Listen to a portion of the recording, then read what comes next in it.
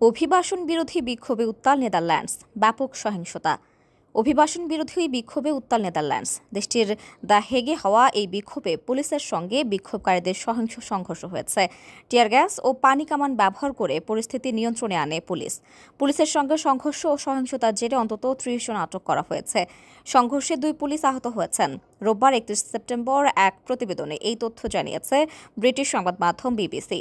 সংবাদ মাধ্যমটি বলছে, নেদারল্যান্ডসের দ্য হেগ শহরে অভিবাসন বিরোধী বিক্ষোভকারীদের ছত্রভঙ্গ করতে পুলিশ শনিবার টিয়ার গ্যাস ও পানি কামান ব্যবহার করেছে। সহিংসতার দায়ে অন্তত ৩০ জনকে আটক করা হয়েছে এবং ২ পুলিশ কর্মকর্তা আহত হয়েছেন। সংঘর্ষের সময় বিক্ষোভকারীরা পুলিশকে লক্ষ্য করে পাথর ও বোতলও নিক্ষেপ করেছিল। প্রসঙ্গত, উইল্ডার্স তার কট্টর ডানপন্থী পিভিভি দলকে শাসক জোট থেকে প্রত্যাহার করে নেওয়ার পর গত জুনে নেদারল্যান্ডস সরকার ভেঙে পড়ে।